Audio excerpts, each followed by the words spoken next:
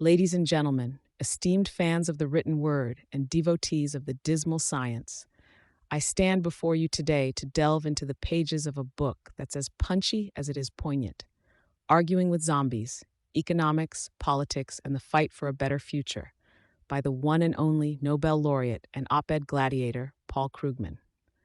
We're about to go on an odyssey through the labyrinth of modern economic discourse, filled with creatures more terrifying than a minotaur in a bull market. Yes, I'm talking about those metaphorical zombies. But fear not, for ours is a journey of enlightenment, not fright. Let's sharpen our intellectual swords, pack our witty quivers full, and make those zombies wish they'd stayed in their graves as economists rather than rise again as the undead of bad policy arguments. Insight number one: zombies walk among us. No, not the brain-eating undead, but zombie ideas, those discredited economic propositions that refuse to die. They stagger through the corridors of power, shuffling through the op-ed pages of major newspapers, making guest appearances on policy panels. You may have met them. Tax cuts pay for themselves. The market is always right. Austerity is the cure to our fiscal woes. These immortals are the Jason Voorhees of policy. They just won't die, no matter how often they're hacked apart by sharp data or empirical analysis. Insight number two: the graveyard of good intentions. Krugman takes us to this melancholy place where ideas that start out with noble intent end up going 6 feet under. He shows us how something like the euro, which began as a bid to bolster unity in Europe, has been plagued by the zombie idea that countries must endure punishing austerity during economic downturns.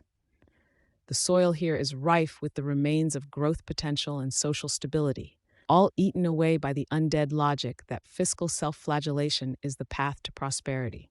Insight number three: a little bit of mind control goes a long way. Our guide points out that zombie ideas often limp on not out of strength or credibility, but because they've infected the minds of those with loud megaphones and power, creating a kind of groupthink virus. It's a reminder that in the world of economics, sometimes the narrative is mightier than reality, and if a fallacy fits snugly into a political agenda or serves a special interest, it might just get a second or third or fourth life. Insight number four: the vampire's ball. No, we're not switching horror genres arbitrarily. Krugman introduces us to the bloodsuckers of wealth and influence. Here, zombies and vampires dance in a macabre tango. The living undead, long debunked ideas, give life to the bloodthirsty elite, feeding their lust for tax cuts and deregulation. It's a chilling insight into how these two paranormal phenomena interact, draining the lifeblood from good economic policies for sustainable and inclusive growth. Insight number five: the power of bad ideas is scarily resilient. Krugman doesn't just point out the problems, he warns us of the potency of these myths. He explains the resilience of bad ideas by their simplicity and appeal. It's far sexier to claim that there's a silver bullet to complex economic woes than to delve into the sobering details of fiscal multipliers or the liquidity trap. Zombies thrive on sound bites and fear, not on nuanced discussion. Insight number six: armed and ready with facts. But what's our silver bullet against these zombies? Krugman arms us with the most potent weapon of all: hard, cold, unassailable facts.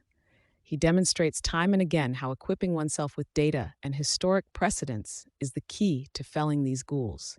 He encourages readers always to look beyond the dogma to the data, to think critically, even when drowned in the siren calls of simplistic solutions. Insight number seven: not all zombies are equally deadly. In a world where it may seem like everything in economics is up for debate, it's important to remember that some zombie ideas are more dangerous than others.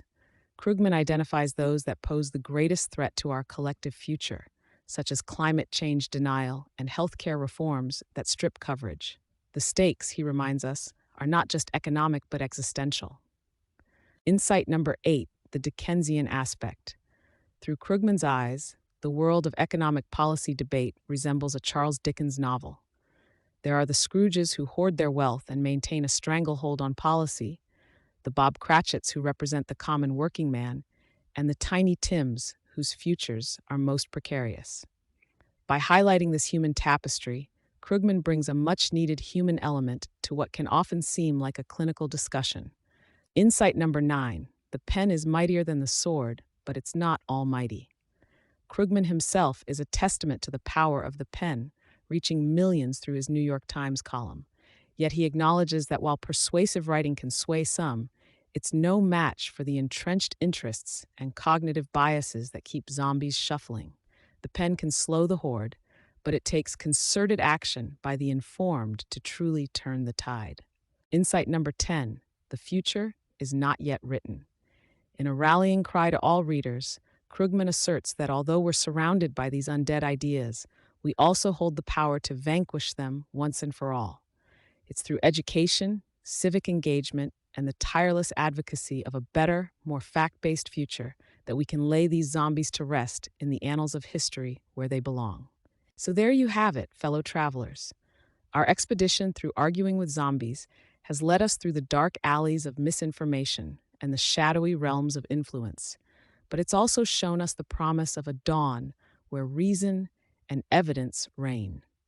May the insights we've shared tonight be your torchlight in the gloom and your compass in the fight for a better, less brain-dead economic landscape. Remember, in the war against the zombies of the economic world, the only shot you need to fire is one of truth, aimed with precision and backed by the courage to seek out a world that works for all, not just the few.